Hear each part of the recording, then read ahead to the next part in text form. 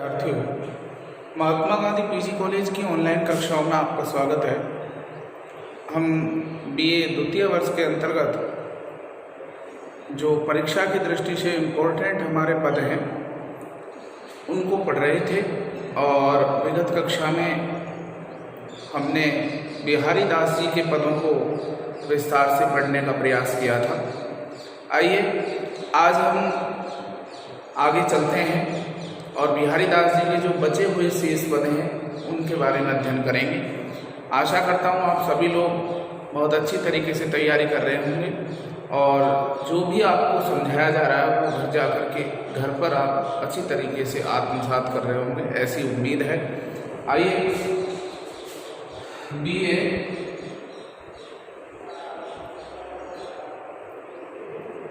द्वितीय वर्ष के अंतर्गत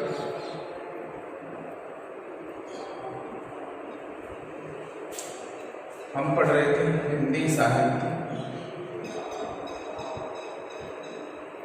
और हिंदी साहित्य में भी हम प्रथम प्रश्न पत्र की बात कर रहे थे। प्रथम प्रश्न पत्र का नाम आप सब जानते हैं, रीतिकालीन काव्य, और तारीख है आज 12 जुलाई 2021। हम अध्ययन कर रहे थे हमारा दूसरा चैप्टर जिसके रचनाकार हैं बिहारी दास, और बिहारी दास जी की जो रचना है जिसका नाम है बिहारी सतसई। बिहारी सतसई, इस बिहारी सतसई नामक रचना से कुछ दोहे हमारे पाठ्यक्रम में रखे गए हैं, उन्हीं का हम अध्ययन कर रहे हैं। विगत कक्षा में हमने उनके कुछ दोहों को पढ़ा है और ये जो कवि हैं इनके बारे में मैंने आपको बताया था कि ये रीतिकाल की रीति सिद्ध काव्यधारा के कवि हैं। कौन सी काव्यधारा के कवि हैं? रीति सिद्ध काव्यधारा। रीति सिद्ध काव्यधारा के प्रमुख कवि हैं। इनकी कई रचनाओं को हमने पढ़ा है। रचना तो एक ही है पर उनके कई पदों को, कई दोहों को हमने पढ़ा है।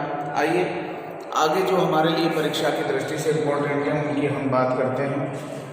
तो विगत कक्षा में हमारी जो बात हुई थी वो हुई थी पत्राही पाइये बाघर के चौपाश। इसके बाद आगे और कौन कौन से पद इम्पोर्टेंट हैं उनकी हम चर्चा करते हैं। देखिए,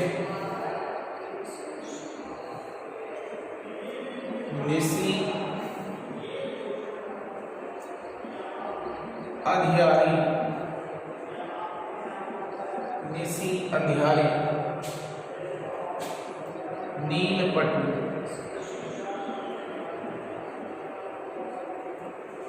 पहरी चली, पहरी चली, पिए गए, पिए गए है,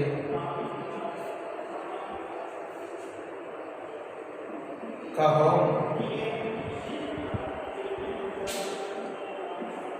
दोहराई। क्यों दोहराई?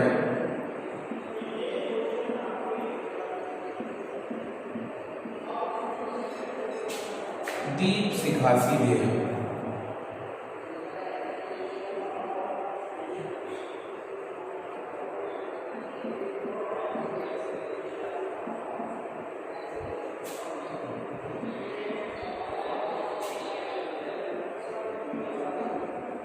दीप सिखासी दे।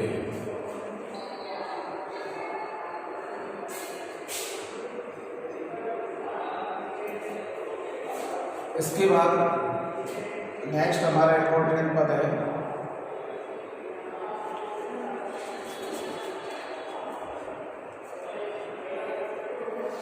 कहलानी एकत बसत।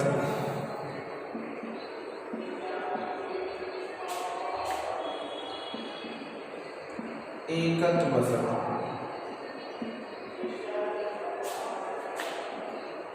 अहि मयूर मृगबाग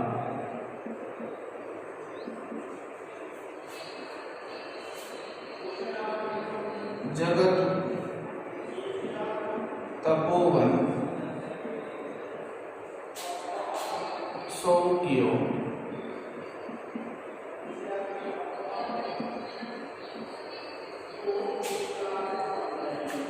दीरघ दाग निदान दीरघ दाग निदान। और नेक्स्ट जो हमारा इम्पोर्टेंट है कनक कनकते सौ गुना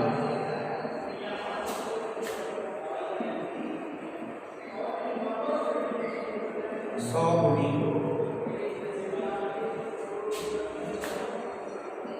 मादकता अभिप्राय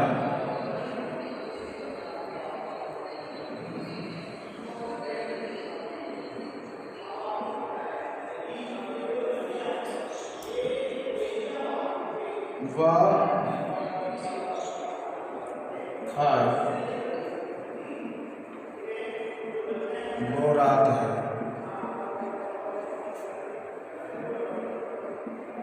या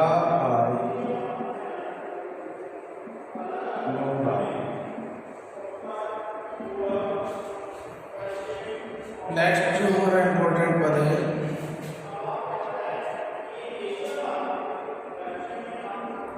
नहीं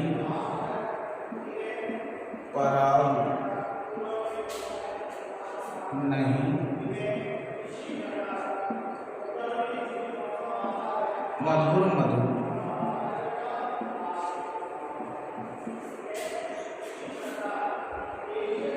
नहीं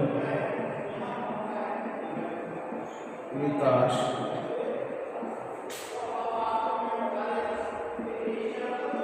यही काल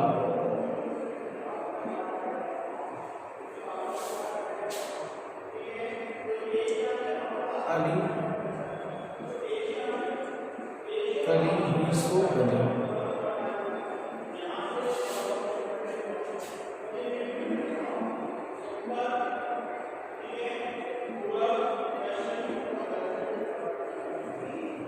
आगे कौन हुआ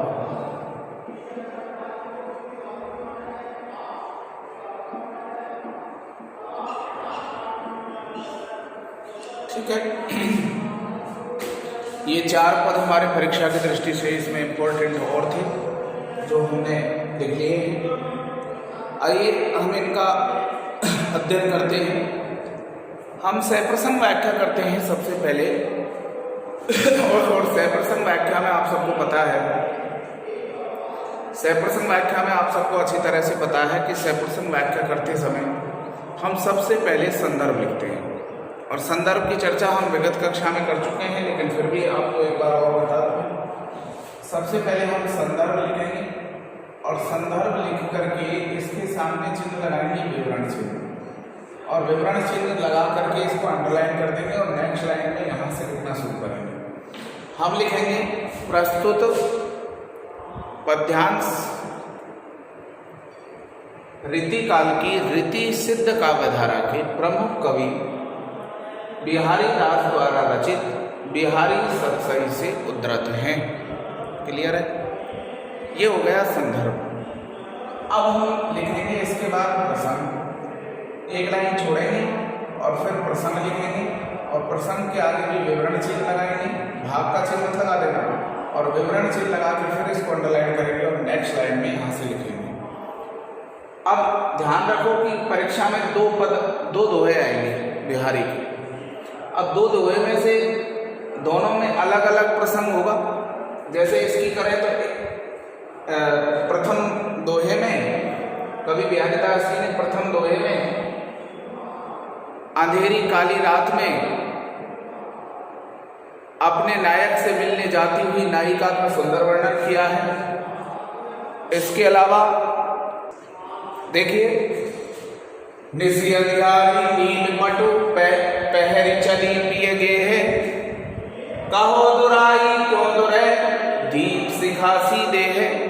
कवि बिहारी दास जी वर्णन करते हुए कहते हैं कि नायिका की सखी एक अन्य सखी से वार्तालाप कर रही है और उस नायिका की सखी ने अपनी सखी को संबोधित करते हुए कहा कि हे सखी, एक दिन निसी यानी रात्रि में, अधियारी यानी अंधेरी, एक दिन अंधेरी रात में नील पट नीले वस्त्र पहन करके, एक दिन अंधेरी रात में नीले वस्त्र पहन करके नायिका अपने प्रियतम से अर्थात नायक से मिलने के लिए जाती है या जा रही थी। कहो दुराई, हे सखी बताओ, दुराई यानी छिप सकता है, दुराई क्यों दुराई यानी छिपाए से कैसे छिप सकता है। दीप सिखासी देह, जिस नायिका का शरीर दीपक की शिखा के समान तेजस्वी है, प्रकाशमान है। अर्थ कैसे लिखेंगे? कवि बिहारी दास जी वर्णन करते हुए कहते हैं कि नायिका की सखी ने अपनी अन्य सखी को संबोधित करते हुए कहा कि हे सखी, एक दिन रात्रि, अंधेरी रात्रि में नायिका नीले वस्त्र धारण करके नायक से मिलने के लिए नायक के घर की ओर जाती है। हे सखी, अब तुम ही बताओ कि उस नायिका का शरीर जो दीपक की शिखा के समान तेजस्वी है, प्रकाशमान है, वह छिपाए से कैसे छिप सकता है। समझ में आ गया होगा? नेक्स्ट देखो, कहलाने एकत बसत अहि मयूर मृगबाग, जगत तपोवन सो कियो दीरग दाग निदाग। जैसा कि आप सबको पता है कि इसमें ग्रीष्म ऋतु के अंदर किस प्रकार का सामंजस्यपूर्ण वातावरण निर्मित होता है,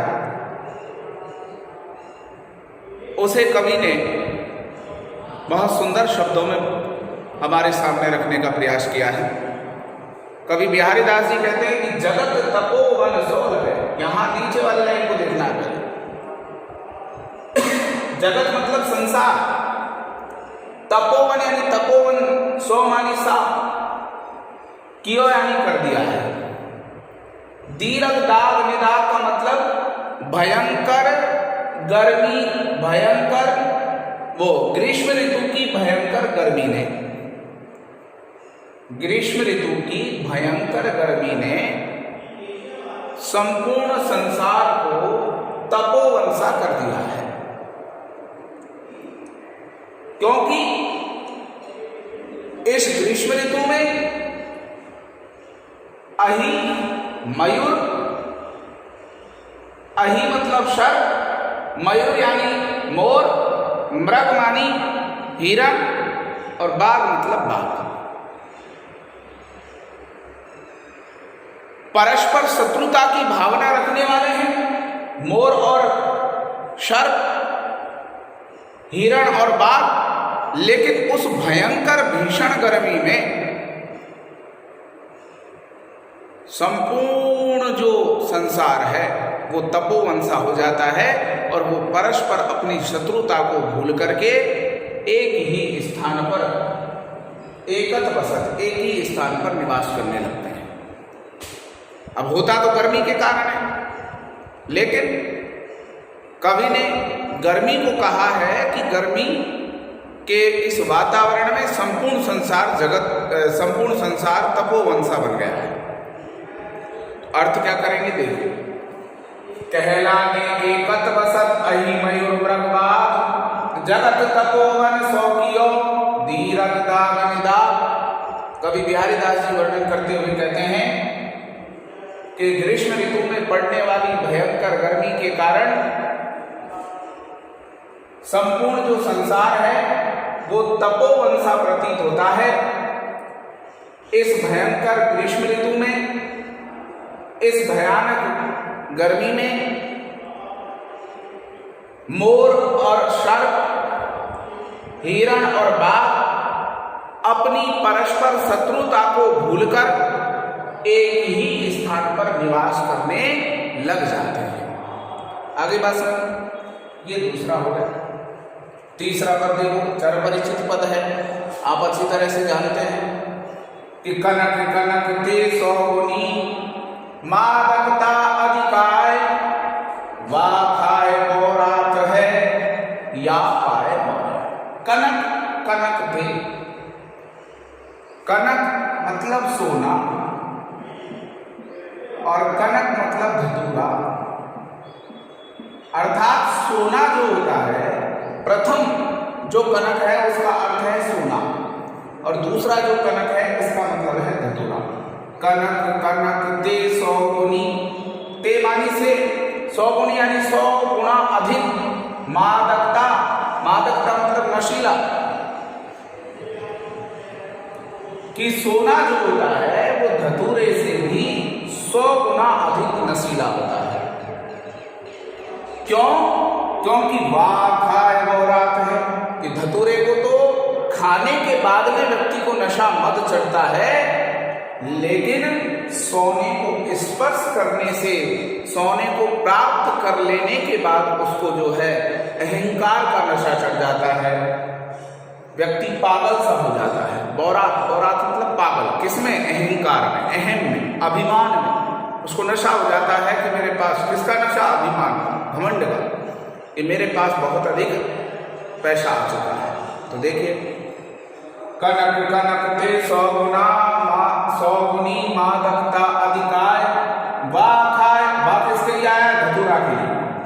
बोरात है या पाए बोरात, उसको तो खाने पे व्यक्ति नशे में पागल होता है, लेकिन सोने को प्राप्त कर लेने मात्र से व्यक्ति जो है नशे में पागल हो जाता है, अहंकार में पागल हो जाता है। तो मैंने आप लोगों को बताया था कि जब भी किसी पद में शब्द की आवृत्ति हो और अर्थ भिन्न भिन्न हो, तो ऐसी स्थिति में अलंकार होता है यमक। कौन सा अलंकार है इसमें? यमक अलंकार। देखिए दोबारा, कनक कनक ते सौगुनी मादकता अधिकाय, वा खाए बोरात है या पाए बोराय। कवि बिहारी दास जी वर्णन करते हुए कहते हैं कि सोना धतूरे से भी 100 गुना अधिक नशीला होता है, क्योंकि धतूरे को तो खाने के बाद व्यक्ति को मादकता का नशा चढ़ता है या मादकता आती है, परंतु स्वर्ण को प्राप्त कर लेने के बाद ही वह अहंकार में पागल हो जाता है। ठीक है, इसके बाद नेक्स्ट देखें हम, नहीं पराग नहीं मधुर मधु, नहीं विकास इहि काल, अली कली ही सो बजो, आगे कौन हवा। बहुत ही प्रसिद्ध दोहा है बिहारी सरसई का, और इसका प्रसंग मैं आपको कई बार बता चुका हूँ। जब अपनी ऑफलाइन कक्षाएं चल रही थी तब भी मैं आपको बता चुका हूँ कि राजा जयसिंह जो है वो अपनी नवोड़ा नव विवाहित जो पत्नी है उसके प्रेम में पूरी तरह डूब गए। ऐसी स्थिति में उन्होंने जो राज दरबार का काम था उसे पूरी तरह भुला दिया, और पूरी तरह भुला देने के बाद जब वो पुनः राज दरबार नहीं लौट रहे थे तो किसी भी मंत्री या किसी भी अधिकारी में इतना साहस नहीं था कि वह राजा से जाकर के सीधा वार्तालाप करे। तो ऐसी स्थिति में हमारे प्रसिद्ध कवि बिहारी ने अन्योक्ति के माध्यम से एक दोहा लिख करके उनको भेजा, और वो दोहा कौन सा था? वो ये दोहा था, अन्योक्ति अर्थात अन्य किसी वस्तु को माध्यम बना करके किसी बात को रखना अन्योक्ति के अंतर्गत आता है। तो यहाँ जो राजा जयसिंह है उसको रूप दिया गया है भ्रमर का, और रानी जो नवोड़ा रानी है, नवविवाहित जो रानी है, उसको रूप दिया गया है कली का। कली पुष्प के खिलने से पूर्व का जो स्वरूप होता है उसको कली बोलते हैं। इन दोनों को माध्यम बना करके बात रखी गई है। देखिए, नहीं पराग नहीं मधुर मधु, सीधा पहले मूल अर्थ देखेंगे, फिर उसके बाद मैं अन्योक्ति अर्थ क्या है वो बताऊंगा। नहीं पराग नहीं मधुर मधु, नहीं यानी नहीं है पराग, पराग मतलब सुगंध की, नहीं मधुर मधु, मधुर मधु मीठा सा है, रस भी नहीं है, नहीं विकास ही काल, नहीं विकास अभी नहीं हुआ है, विकास ही काल यानी इस समय, अली यानी भ्रमर, कली ही शोभ्यो, कली से ही तू इतना अधिक लिपटा हुआ है, प्रेम करने में लगा हुआ है। आगे कौन हवाल, हवाल यानी क्या हाल होगा। कवि बिहारी दास जी कहते हैं कि हे भ्रमर, जिस कली के पीछे तू इतना आसक्त है, उस कली में न तो अभी परागकण है, न अभी मधुर रस है, न ही अभी इस समय उसका पूरी तरह से विकास हुआ है। हे भ्रमर, जब कली के प्रेम में ही तू इतना बंधा हुआ है, तो आगे तेरा क्या हाल होगा। अर्थात हे राजा, जैसे तुम जिस नवोड़ा रानी के प्रेम में डूबे हुए हो, वह अभी अवयस्क है, उसने अभी पूर्ण यौवन को प्राप्त भी नहीं किया है। जब यह रानी अपने पूर्ण यौवन को प्राप्त कर लेगी, तो तुम्हारा क्या हाल होगा। यह अन्योक्ति के माध्यम से पद कहा गया है। इस तरीके से ये 4 पद और इसमें इंपॉर्टेंट है। प्रसंग की संदर्भ की बात मैं कर चुका हूं, व्याख्या की बात हो ही गई है, अब विशेष की कर लेते हैं। तो 4 में एक छंद है, वो छंद कौन सा है, दोहा। 4 में एक भाषा है, वो भाषा कौन सी है, ब्रज, ब्रज। इसके अलावा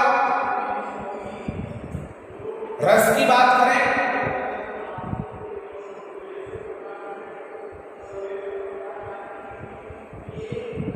तो यहां श्रृंगार रस है,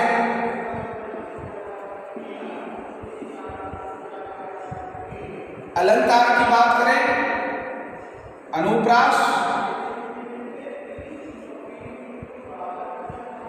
यमक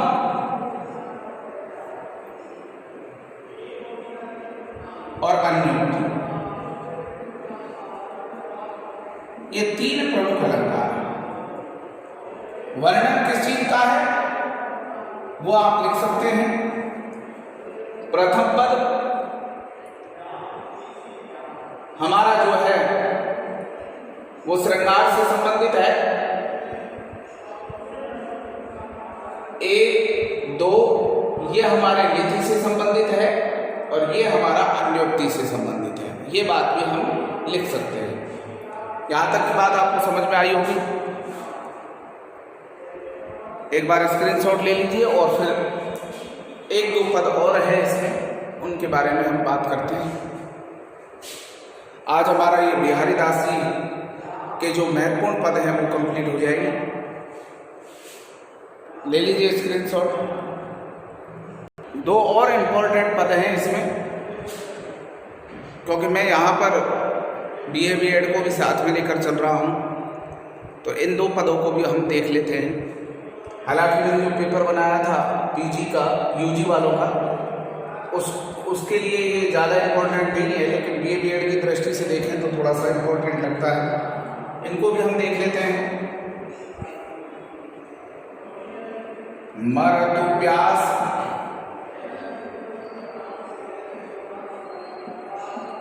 पिंजरा पयो, सुआ समय के फेर, सुआ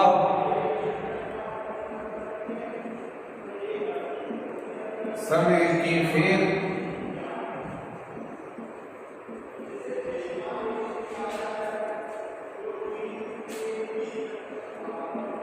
आदर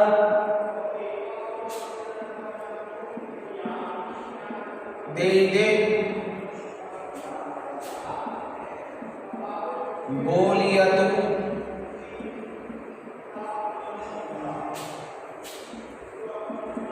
बायस बली की बेन,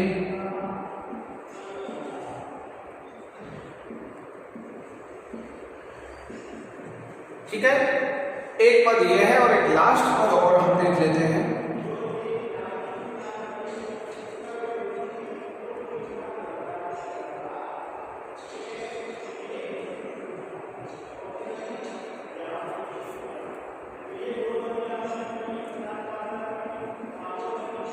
जगत जनायो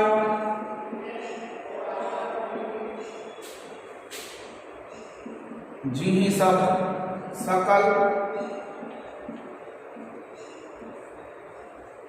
सो हरि जानो नाही।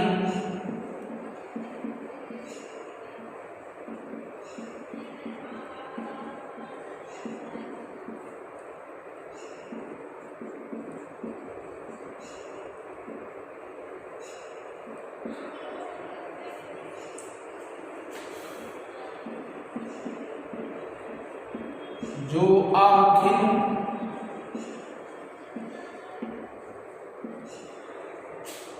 सब देखिए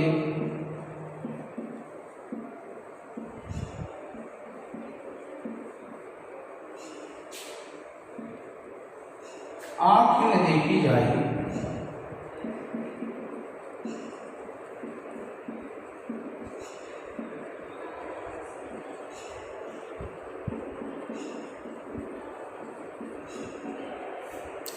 ये दो पद और है, इसके साथ हमारा ये बिहारी दास कंप्लीट। देखिए,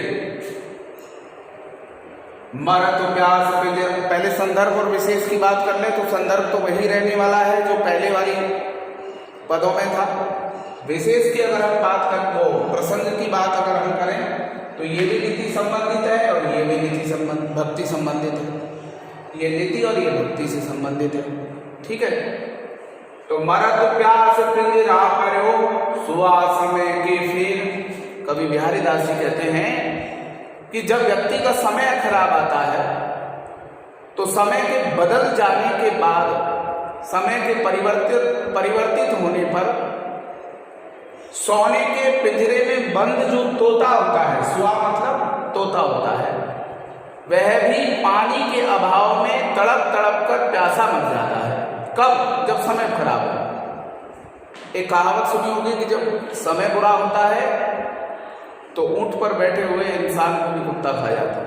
वही बात है कि जब समय खराब होता है तो सोने के पिंजरे में बंद रहने वाला जो तोता होता है वह भी पानी के अभाव में तड़प तड़प कर मर जाता है। परंतु जब समय अच्छा होता है तो आदर दे दे बोलिया तू, आदर के साथ आदर दे दे यानी आदर दे दे करके बोलिया तो यानी बुलाते हैं। बायस, बायस मतलब कोए को। कब? बलि की बेल। बलि की बेल का मतलब श्राद्ध पक्ष के समय, श्राद्ध पक्ष के समय। कवि बिहारी दास जी ने इसमें यही वर्णन किया है कि जब व्यक्ति का समय खराब आता है तो समय के परिवर्तित होने पर, बदल जाने पर, खराब आ जाने पर सोने के पिंजरे में बंद रहने वाला तोता भी पानी के अभाव में तड़प तड़प कर प्यासा मर जाता है। लेकिन जब समय बदलता है, समय सही आता है, तो ऐसी स्थिति में कोए जैसे निकृष्ट पक्षी को भी, कोए जैसे अशुभ पक्षी को भी लोग श्राद्ध पक्ष के समय आदर दे देकर अपने पूर्वजों के भोग के लिए बुलाते हैं।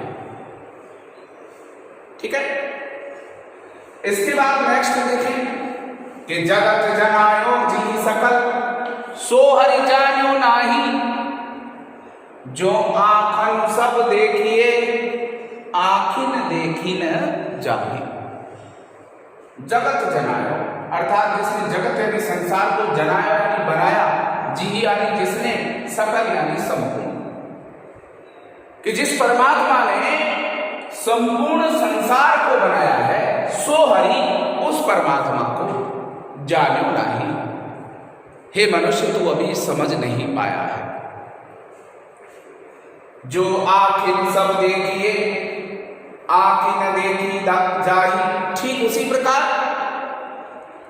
कि व्यक्ति अपनी संपूर्ण आंखों से सब कुछ देख सकता है संसार में। व्यक्ति अपनी आंखों से संपूर्ण संसार को देख सकता है, परंतु वह व्यक्ति अपनी आंखों से स्वयं की आंख को नहीं देख सकता।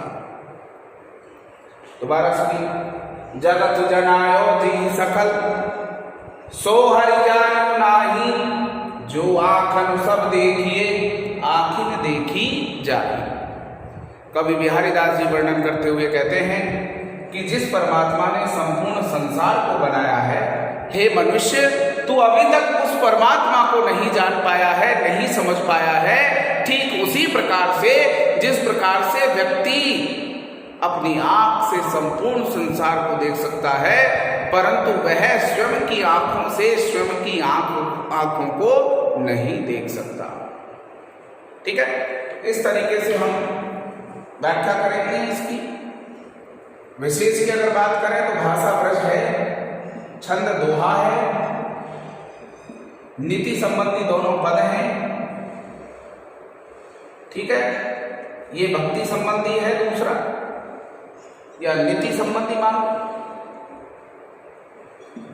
अनुप्रास अलंकार है। ठीक है, इसके साथ ही आपका बिहारी दास जी के जो महत्वपूर्ण पद हैं वो कंप्लीट होते हैं। आगे हम देव के बारे में पढ़ेंगे नेक्स्ट क्लास में। आशा करता हूं कि आपको अच्छी तरह से समझ में आ रहे होंगे। यह आज हमारी चौथी क्लास है इम्पोर्टेंट, और 4 क्लासों में मैंने आपको 2 लेसन कंप्लीट करवा दिए हैं। अब आगे हम देव के बारे में अध्ययन करेंगे। देखो, मैंने जैसे आप सबको बताया है कि 50% कोर्स आना है। अब आएगा तो पेपर तो उसी हिसाब से 100% के हिसाब से, लेकिन करना उसमें से 50% है, यानी 50 नंबर का है। ठीक है, तो आप अच्छी तरह से तैयारी करें। आज के लिए इतना ही, धन्यवाद।